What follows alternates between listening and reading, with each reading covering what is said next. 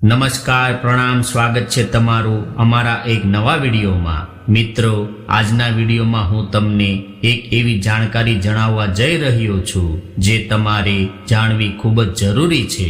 તો સૌથી પહેલા જે લોકો કૃષ્ણ ભગવાનને માનતા હોય તેવા કોમેન્ટ બોક્સમાં જય શ્રી કૃષ્ણ જરૂર લખજો। જો તમે સવારે 3 થી 5 ની વચ્ચે જાગી જાઓ છો તો આ વિડીયોમાં તમને તેની પાછળના સંકેતો જાણવા મળશે અને અમે તમને એ પણ જણાવીશું કે આવામાં તમારે શું કરવું જોઈએ।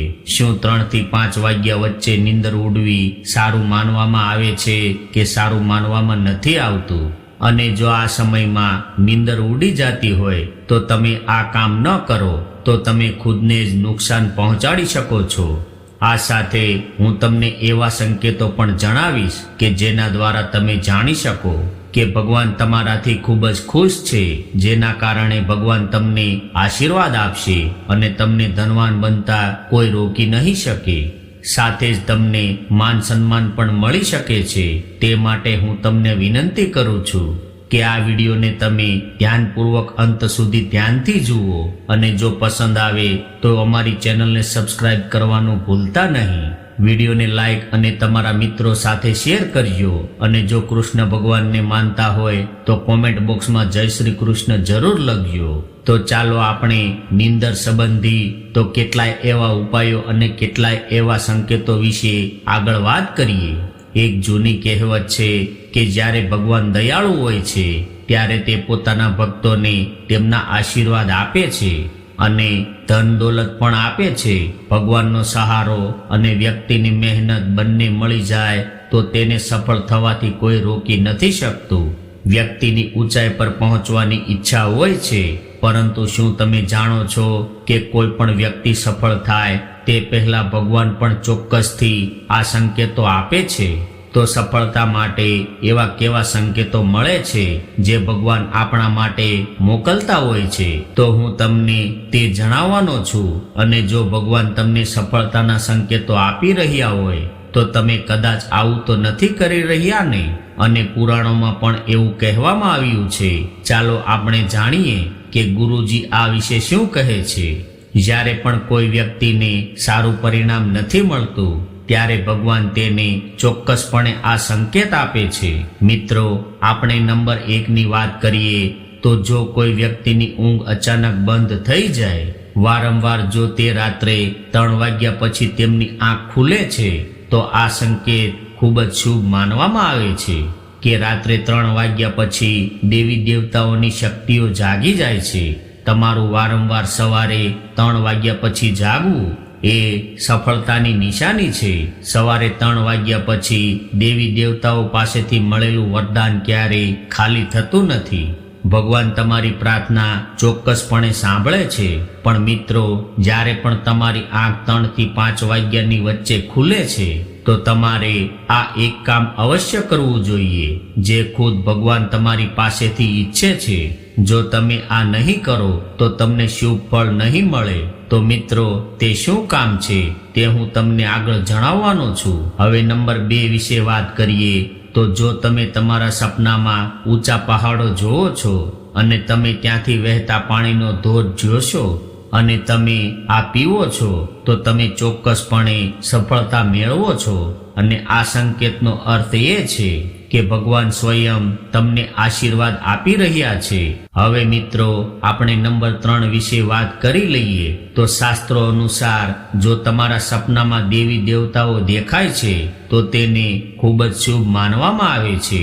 એવું માનવામાં આવે છે કે સપનામાં દેવી દેવતાઓનું આવવું ખૂબ જ ફાયદાકારક હોય છે।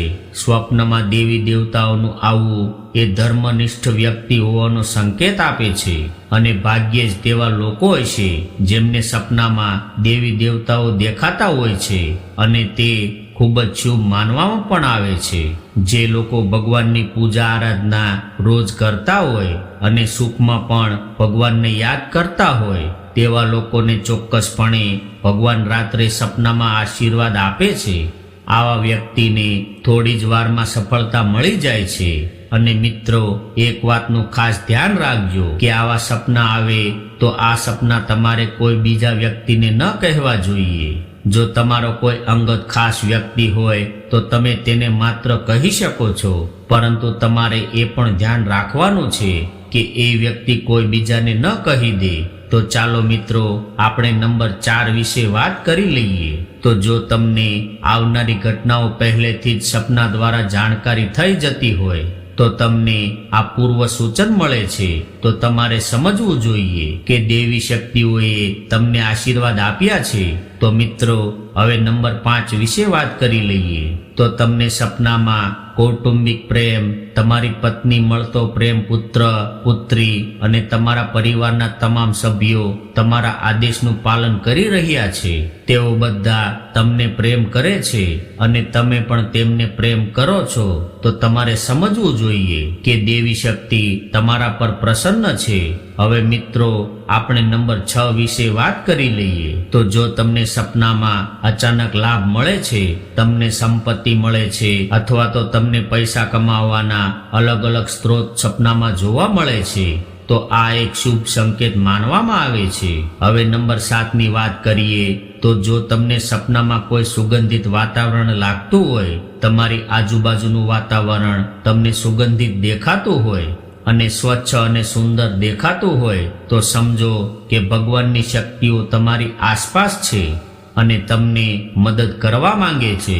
હવે આપણે નંબર 8 વિશે વાત કરીએ. તો સુખદ પવન તમારી આજુબાજુમાં ફૂંકાતો હોય અને તમને સપનામાં એવું લાગે કે આજુબાજુમાં પવન ફૂંકાઈ રહ્યો છે, અથવા જો તમને શરીરમાં અચાનક કોઈ ઘસારો અનુભવાયો હોય જે પહેલા ક્યારેય ન થયો હોય, તો સમજવું કે ભગવાન કે દેવી તમારાથી પ્રસન્ન છે. નંબર 9 વિશે વાત કરીએ. તો ઠંડી હવાનું વર્તુળ બની રહ્યું હોય તેવું સપનામાં દેખાતું હોય. જમીન પર રહેતા સમયે પણ ક્યારેક તમને અનુભવ થાય છે કે મારી આસપાસ વાદળછાયું કે ઠંડી હવાનો સમૂહ છે જેણે મને ઘેરી લીધો છે. તો તમે સમજો કે ભગવાનની કોઈ દેવી શક્તિઓએ તમને ઘેરી લીધા છે. આવી તક એવા લોકો સાથે થાય છે જેઓ ખૂબ પૂજા કરે છે. હવે આપણે 10 નંબર વિશે વાત કરીએ. તો પ્રકાશનો પંચ. અચાનક તમને તેજસ્વી પ્રકાશનો એક મુક્કો દેખાય છે જેની તમે કલ્પના પણ કરી શકતા નથી. અચાનક તમારા કાનમાં મધુર સંગીત સંભળાય છે અને તમને આશ્ચર્ય થાય છે કે અહીં આજુબાજુ કોઈ સંગીત નથી, તેમ છતાં તે તમારા કાનમાં ગૂંજી રહ્યું છે. જો તે સીટી વગાડવાની જેમ સંભળાય છે, તો પછી તમારે સમજવું જોઈએ કે દેવી શક્તિઓ તમારી નજીકમાં છે અને તમારી સાથે વાત કરવાનો પ્રયાસ કરી રહી છે. આ ઘણીવાર એવા લોકો સાથે થાય છે જેઓ તેમના પ્રિય ભગવાનના મંત્રનો સતત જાપ કરે છે અને ભગવાનમાં શ્રદ્ધા રાખે છે અને ભગવાનને દરરોજ પ્રસન્ન કરે છે. હવે આપણે નંબર 11 વિશે વાત કરીએ. તો કોઈનો અવાજ સાંભળવો. તમે રાત્રે ઊંડી ઊંઘમાં છો અને તમને લાગે છે કે કોઈએ તમને બોલાવ્યો છે અથવા તમને જગાડવાનો પ્રયાસ કર્યો છે અને તમે અચાનક જાગી ગયા છો, પરંતુ પછી તમને ખ્યાલ આવે છે કે ત્યાં કોઈ નથી, પણ ચોક્કસ અવાજ હતો. જો તમારી સાથે આવું ઘણી વખત બન્યું હોય તો તમારે સમજવું જોઈએ કે તમે કોઈ અલૌકિક શક્તિ દ્વારા આશીર્વાદ મેળવી રહ્યા છો. આવી સ્થિતિમાં તમારે હનુમાનજી મહારાજનું ધ્યાન કરવું જોઈએ અને તેમનો આભાર માનવો જોઈએ. હવે મિત્રો આપણે નંબર 12 વિશે વાત કરી લઈએ. તો જો તમે તમારા સપનામાં લીલો બગીચો અથવા ખેતર જુઓ છો, જો ચારે બાજુ માત્ર હરિયાળી જ દેખાતી હોય, તો તેનો મતલબ કે તમને જલ્દી પૈસા મળવાના છે. તેવી જ રીતે જો તમે તમારા સ્વપ્નમાં શંકરના મંદિરનો અવાજ સાંભળો છો, તો તેનો અર્થ એ છે કે કોઈને કોઈ માધ્યમથી તમારી પાસે પૈસા આવવાના છે. હવે મિત્રો આપણે નંબર 13 વિશે વાત કરીએ. તો તમને સ્વપ્નમાં ઘુવડને જોવું એ પણ એક મહત્વપૂર્ણ માનવામાં આવે છે. તેને કારણે આપણે ધન સંબંધિત ઘણા લાભો પણ મળવાની તકો સર્જાય છે અને ધનના યોગો સર્જાય છે અને તમને ધન પ્રાપ્ત થાય છે. મિત્રો હવે નંબર 14 વિશે વાત કરીએ. તો સ્વપ્નમાં તમે ઘોડા ઉપર બેસેલા જુઓ. જો તમે તમારા સ્વપ્નમાં કાળા વાદળોને જુઓ છો અને વરસાદ પણ જુઓ, તો તેનો અર્થ એ છે કે તમે કોઈ પણ વસ્તુમાં રોકાણ કરશો તમને ત્યાં નફો મળશે. મિત્રો, સપનામાં સોપારીને જોવી એ સુખ સમૃદ્ધિની નિશાની છે. મિત્રો, નંબર 15 વિશે જો આપણે વાત કરીએ તો જો તમે સ્વપ્નમાં કોઈ નાનું બાળક ફરતું જુઓ છો તો તેનો અર્થ એ છે કે તમને જલ્દી જ ક્યાંકથી પૈસા મળવાના છે. સ્વપ્નમાં સફેદ કમળ, લાલ કમળ, ચમેલી ચાંદની અને ગુલમોહરના ફૂલો જોવું એ ચોક્કસપણે ભવિષ્યમાં અપાર સંપત્તિના આગમનનો સંકેત છે અને ભવિષ્યમાં તમને સુખ અને શાંતિ મળવાના તે સારો સંકેત માનવામાં પણ આવે છે.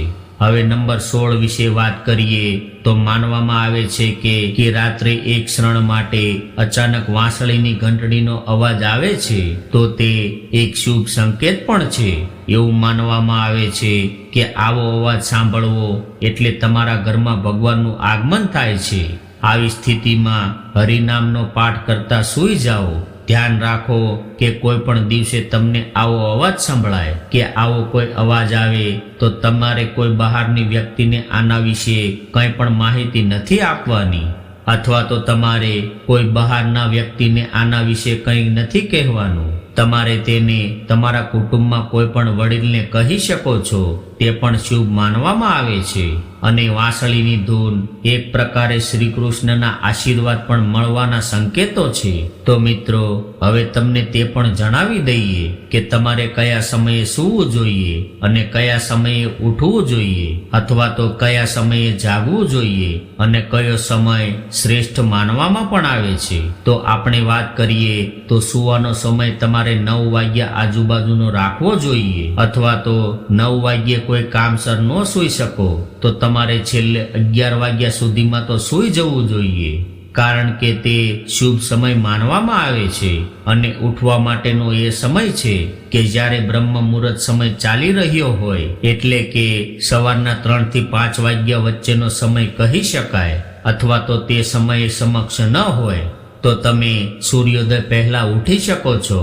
તે સૂવા માટે અને ઉઠવા માટેનો યોગ્ય સમય માનવામાં આવે છે અને તેનો ઉલ્લેખ આપણા શાસ્ત્રોમાં પણ કરેલો છે.